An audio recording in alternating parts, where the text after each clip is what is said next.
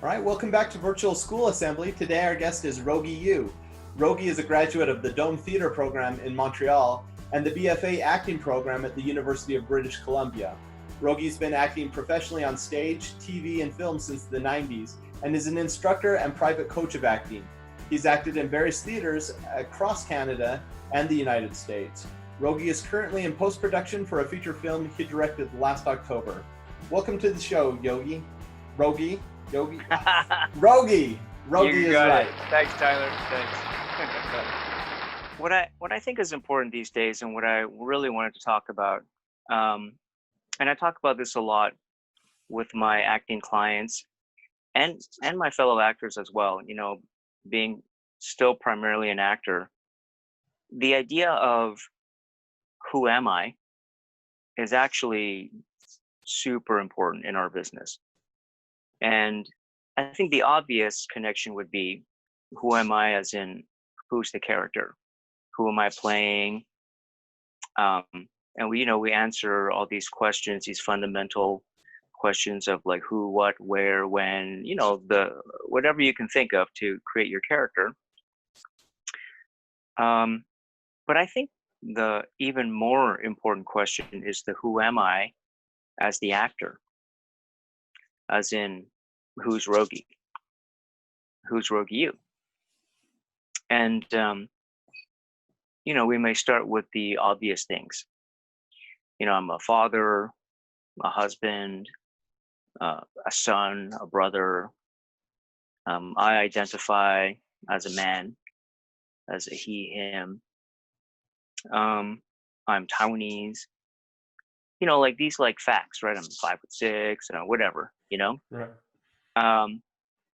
But then, of course, there are the deeper question of who am I? And where I just started, it's a really good place to start. And a big part of my philosophy of work and thinking in general is curiosity. I do believe that if we can be genuinely curious about ourselves and other people, we'll always be in the right place. And when I mean right, that's such a value word that I don't tend to use. I don't like to use better, worse, right, wrong. Because, in the end, and we may hear this a lot, I do believe that if we can stay in our moment, that's going to be what's going to lead us to the future we're supposed to be in. And I know that's like, a lot of people worry about that kind of thinking. Right now somebody's going, Raugi, what are you saying to these young people? Like, they don't have to think about the future. They don't have responsibilities, like no consequences. And no, that's not what I'm saying. There's balance, of course. I have a family, my wife and 2 kids. And if I don't think about where food's going to come from next week, chances are there will be no food on the table next week. So that's not what I'm saying. I'm not saying don't go for your dreams, don't go for your goals, because then if you don't take steps towards those things, you won't be going towards them. You literally won't be attaining them. What I am saying, though, is when you have these goals in mind, really make sure you're doing everything that's true to you in your moment now to move towards those things. Instead of just thinking about, that's where I'm going, that's where I'm going, you often miss the steps you need to take to get there. And I think curiosity really helps facilitate that. I think a really important part of the curiosity, though, is how you're curious. So one could argue that what I'm really talking about is acceptance of the moment. However, I don't think you can accept the moment if you don't know what the moment is, and it's really hard to know what the moment is unless you want to know. So many people walk through life not knowing what's going on inside them, and when you're young, I think that is the most important time to gather these specific types of tools that's going to help you later on in life. Now is the time, as a young person, now is the time to learn how to be curious about yourself, while being kind at the same time. There's so much like pain and hate and ugly things out there, that exist, and it's okay. I don't think it's bad. However, it makes it easy for us to focus on those things if we're not careful.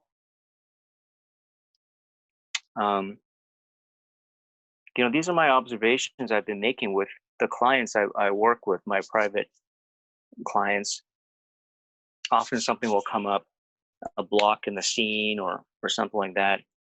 And often it's got nothing to do with the scene. It's got nothing to do with their talent or their ability or how they look. It's got nothing to do with any of that. It's something about that moment is triggering something inside them.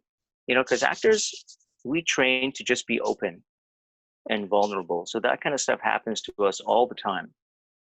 And it's usually something's triggering them in that way. And that's what we end up getting into. Like, wow, okay, this is making you think of this very specific moment in your childhood. And don't get me wrong, I'm not a registered therapist or psychiatrist or anything like that.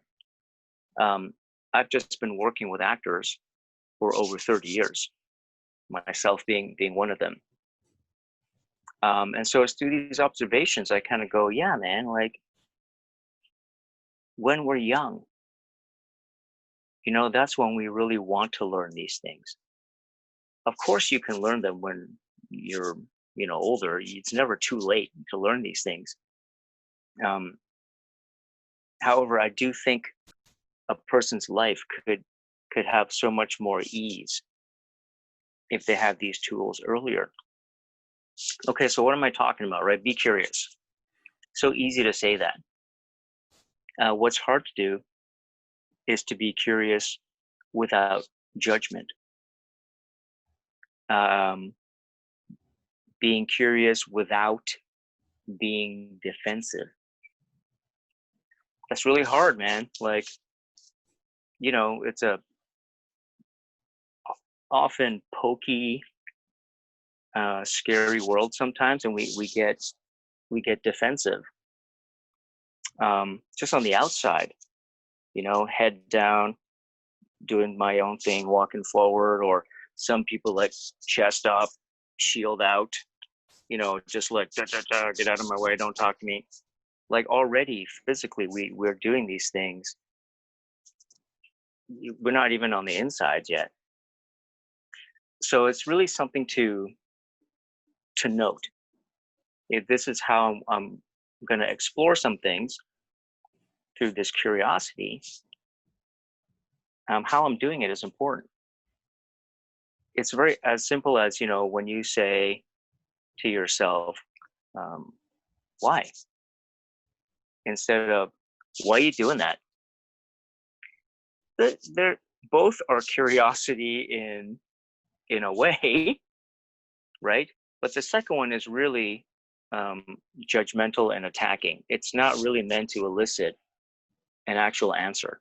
It's meant to tell the person to shut up, to be quiet, to not, I don't want to know the answer. And if you talk to yourself in that way, that's the response you're going to end up giving. Nothing. So that's something to start to check to begin with. But genuine curiosity is kind. There's no judgment in genuine curiosity. And if you start practicing it, you'll start to see that it gets easier and easier to do quite quickly, because it's a private dialogue with yourself.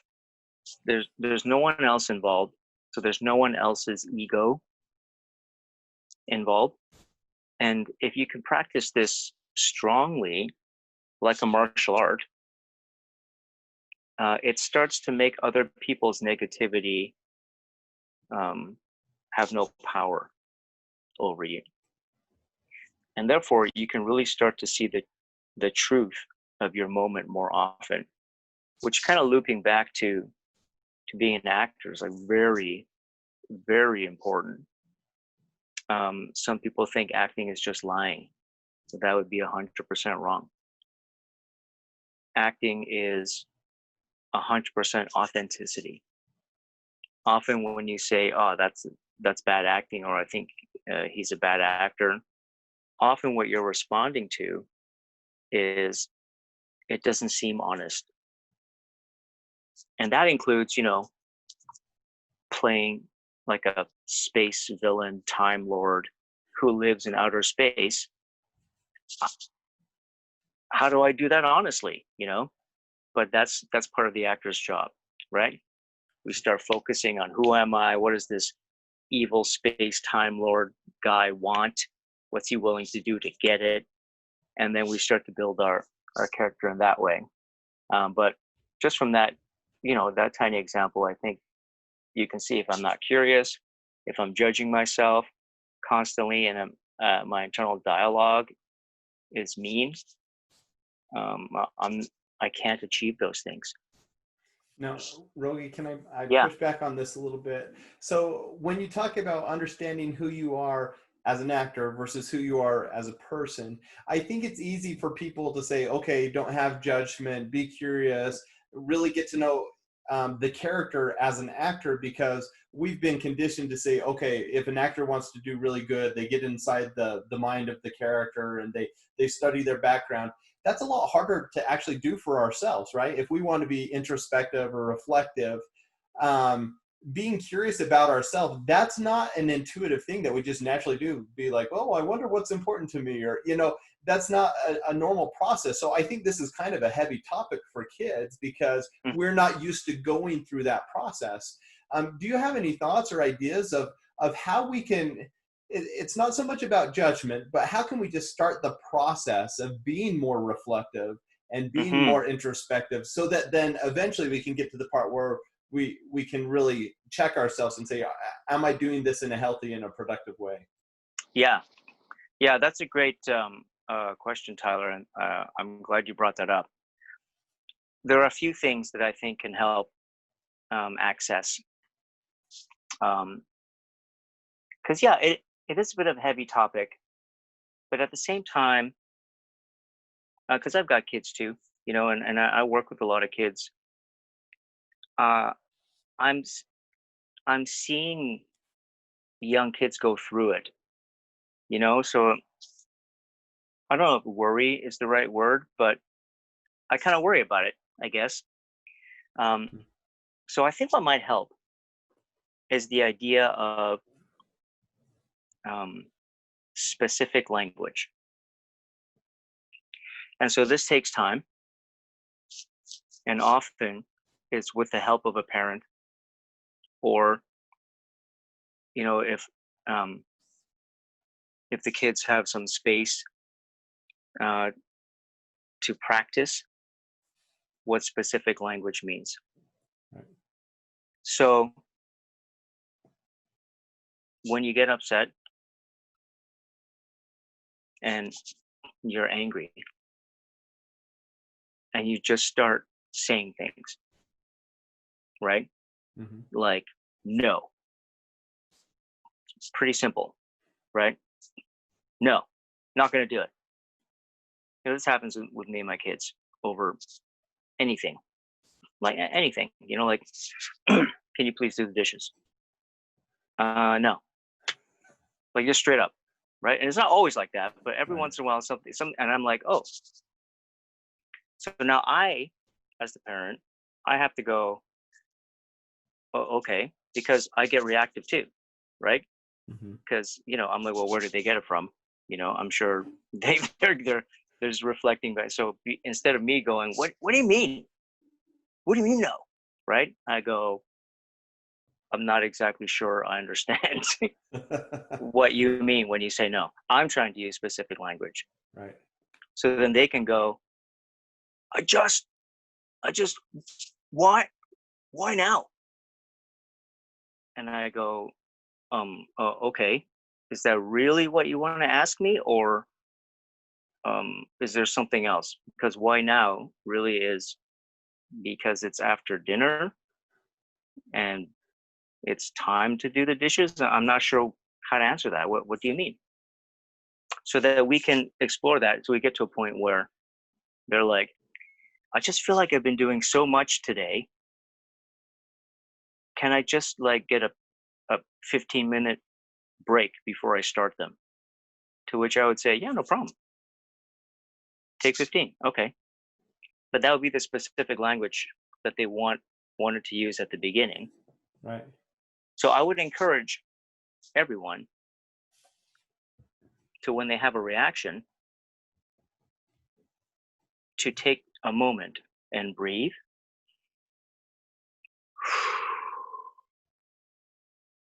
So what I did just now can feel like a lifetime when you're in the constricted moment of like, oh, a reaction. But if we can practice that,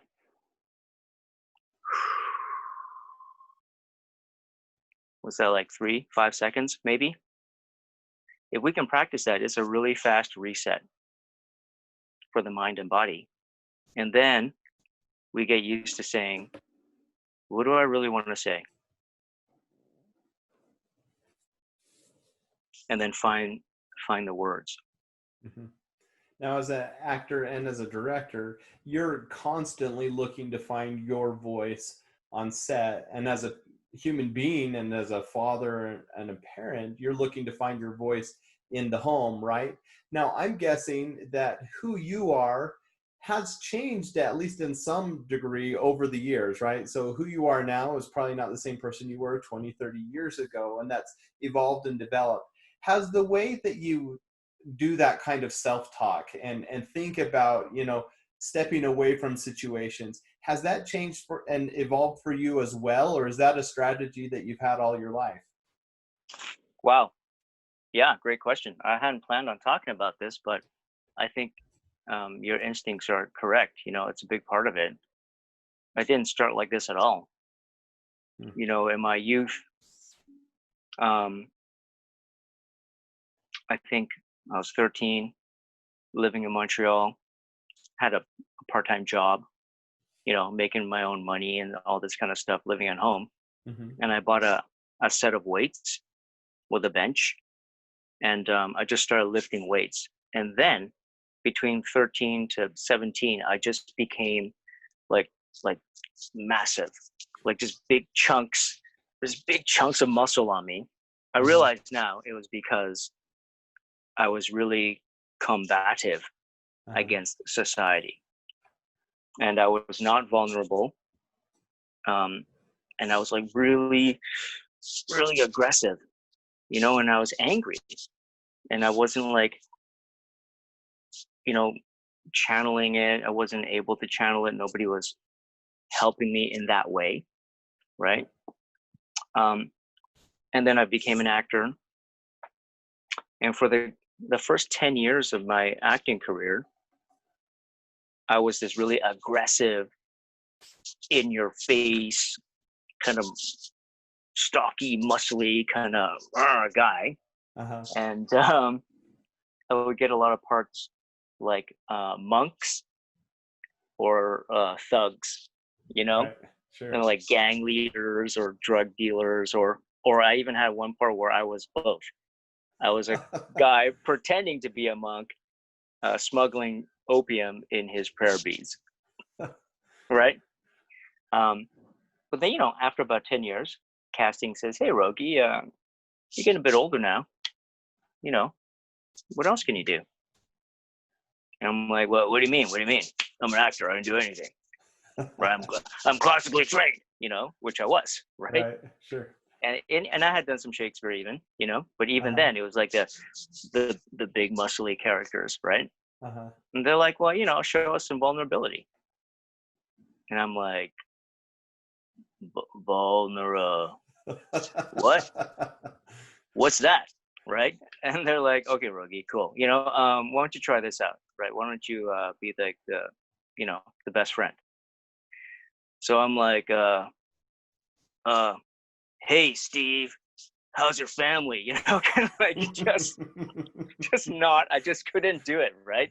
And then I'm Right. like, oh man, like the business is asking me to evolve, but So wait, I have to stop here because this is crazy. So what you're saying here is yeah, the acting industry actually helped you become a better human being because they didn't want to typecast you as a thug anymore. So yeah, you were forced to become more vulnerable, more introspective. That's amazing. I've never heard of anything like that.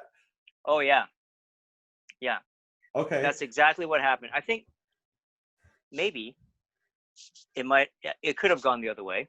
sure, I could have just gotten more muscular. I could have just gotten more angrier and tried to push for that.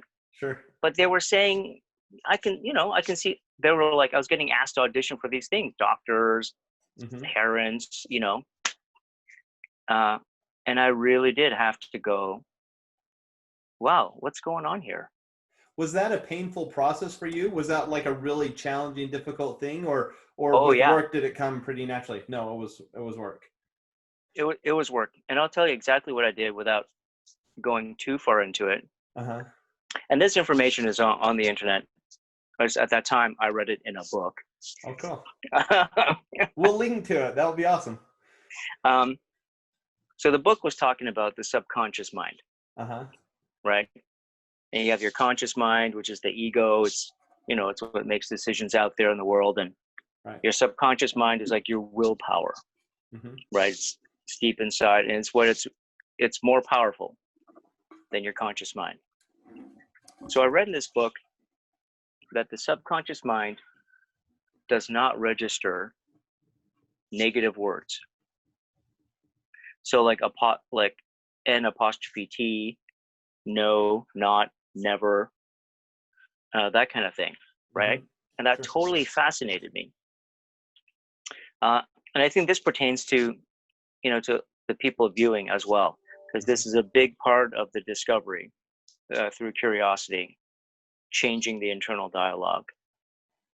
So the the book suggests every time you have an internal thought that has a negative connotation, you actually say in your head or you say out loud, um, stop or cancel. So I tried doing it in my head and it wasn't working Right. because that voice wasn't strong enough. So I had to actually start saying it out loud. So I would do an audition and I would think I did a really bad job, right? And I would say something in my head like, um, why'd you do that? Don't be so stupid.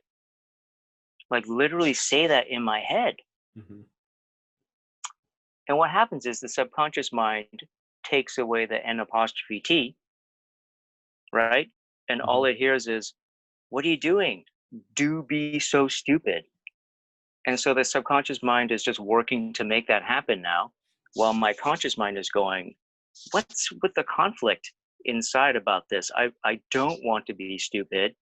Why do I keep doing stupid things? Mm-hmm. Whatever, right? Sure. So the idea is that once you go like, oh, okay, what this is where the specific language comes from, right? What do I really mean? What do I really want to say? Mm-hmm. And I can say to myself, next time, be smarter. And I will most likely achieve that because it's a positive and easy directive to follow. Right. And then because I was trained already, because I had the information, I have a pretty good idea what be smarter means. Spend more time on my text, get a better night's sleep, drink more water, be kinder to myself, right? Identify the things that I need and do them. And then once I started doing that, so that took a good 9 months. And I got to the point where I'd be with my friends at a restaurant or something. We'd be sitting around and I would go, stop and change my internal dialogue. And because all my friends were actors and they were good friends, they're like, are you talking to us? Stop what?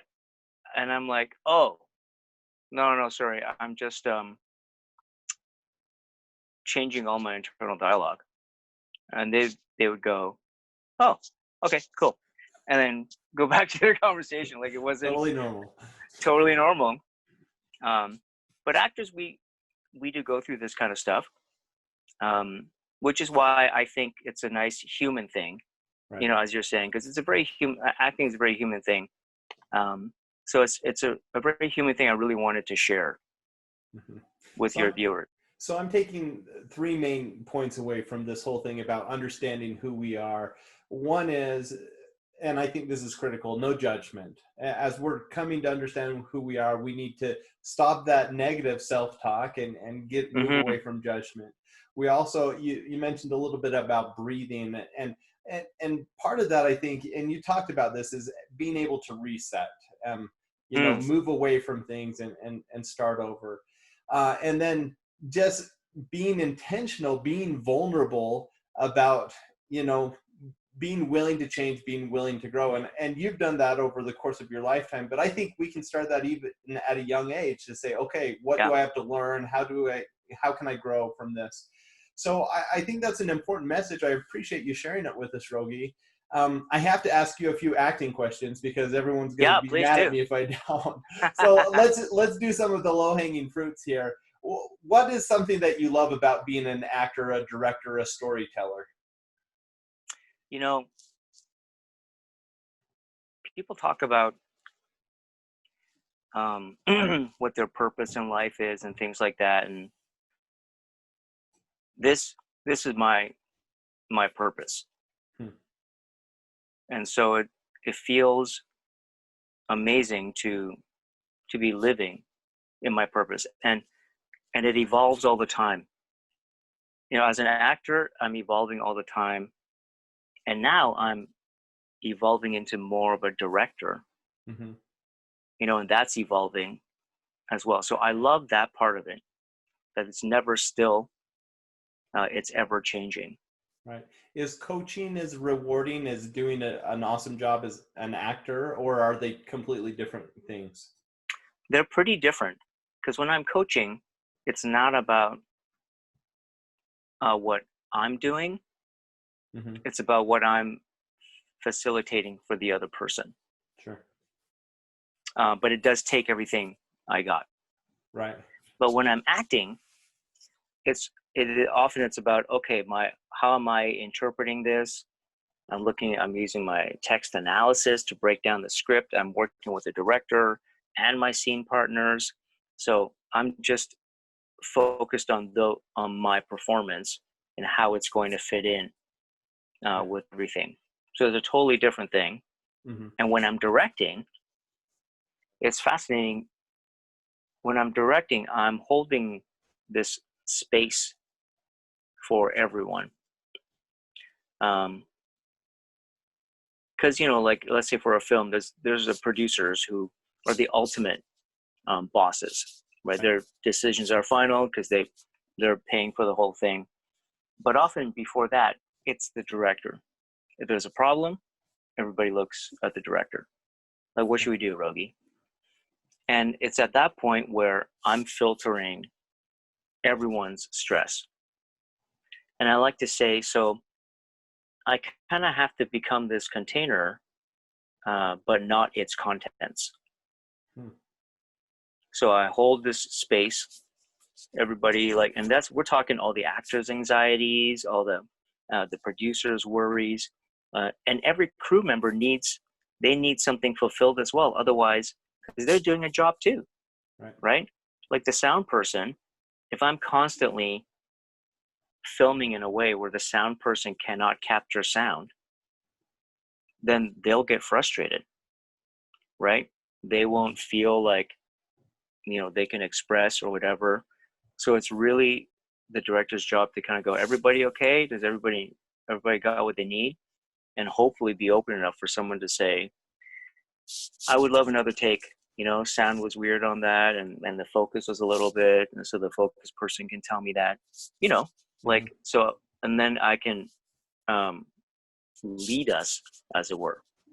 Cool. So yeah, so I love that about my job, and I get to interact with people. It's such a people job. Sure. It's impossible to do it alone. Right. Now, in your the last 20, 30 years, do you have a favorite role or a favorite project that you've been a part of? I don't know favorite, but there are a couple that stick out. Mm-hmm. I mean, all of my stage work, and maybe the most recent, people may have seen me on the Arts Club stage, because that's a big theater company here in Vancouver, are amazing. I've worked with Bard on the Beach a couple of times. All the live theater performance stuff, I'm not saying it's better than TV and film. It's just so different because it's so immediate. I say something and the audience is right there. Right. Sure. And they either they're into it, or they're not. They understand it or they don't. They laugh or they don't, whatever. And it's so I end up learning a lot about myself as a performer right away. For some other TV film stuff, I think about parts like Cam Fong in J-Pod, which might be a show that's a bit for adults, I guess, so not this demographic, but that's based on a Douglas Copeland novel. Who's a great, famous BC, Vancouver international guy, wrote books and, does art. He just does so many things. And then I think a big career changer was when I was a series regular on Mr. Young as Dang. And that I really got to learn sitcom multi-camera acting. Right. And then I was really able to learn multi-camera directing, and was able to direct a couple of episodes of Some Assembly Required, which was a show that ended up taking the place of Mr. Young once that was done.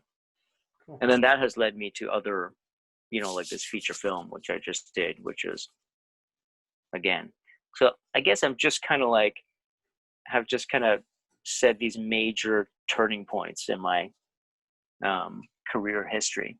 Yeah, well, it sounds like a natural growth curve, right? That you're finding roles that work for you, and you're evolving as an actor and as a human being, which is fantastic. I wish everyone would do that. Now, for the kid that's at home and they have stars in their eyes and they're ready to pack their bags and move to Hollywood, tell us about some of the worst parts about being an actor.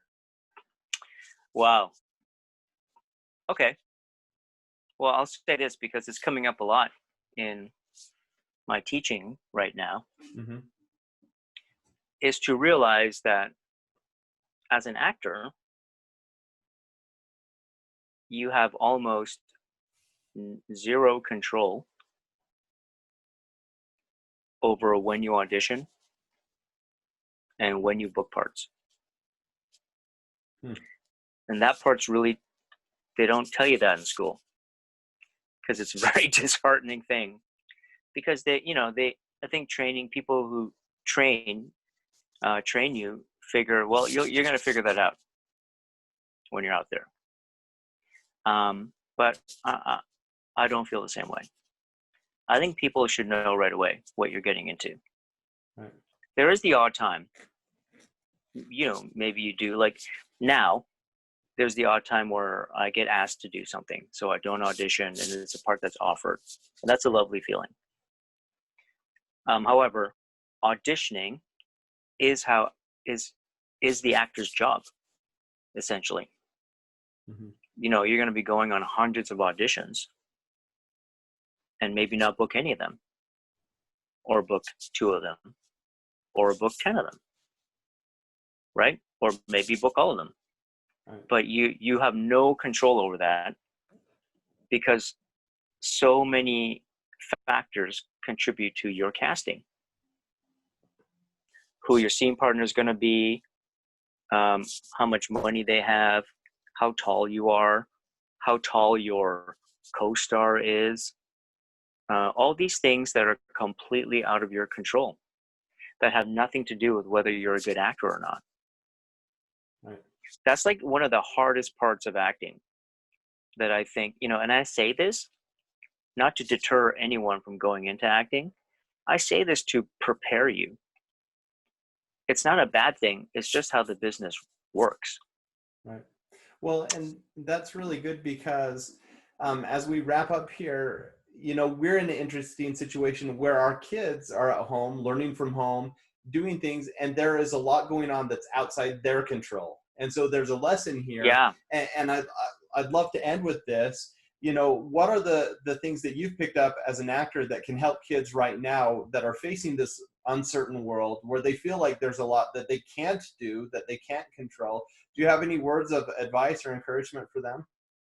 Oh, yeah. Trust what's in your heart. Trust what you believe is true. I'm going to encourage all of you out there. I'm pretty sure everyone's got an iPhone or an Android. Mm-hmm. And I'm going to encourage all of you out there to just start making your own short films that mean something to you. Start with a 1-minute film, move up to a 3-minute film, and so on. iMovie, whatever's in your phone, it's like very easy to learn and use. And just start identifying what you're feeling, and then make a small film out of it, or write a story, or paint a picture, or even just record yourself telling a story and then listening to it again, because it can be beautiful for your outside ears to hear what your inside thoughts are. Right. Well, and what a great way to understand who we are than to start creating content that represents us, right? So whether that's a film or a painting, totally. This is perfect advice given what you've talked about today. Now, Raugi, if kids want to follow your career or see what you're up to, I know you have an IMDb page, a Wikipedia page. Mm-hmm. Is there any other way that kids can connect with you? You can I'm on Facebook as Raugi Yu. I'm on Instagram as Raugi. It's Raugi. I think I'm maybe the only Raugi out there. The only Raugi, and last name Yu. Right. So yeah, and then it'll be like a picture of me or something like that. Cool, awesome. Well, thank you so much for your time today. We'll link up to some of that in the description. Thanks for doing this, Tyler, and thanks for having me on your show. Oh, my pleasure.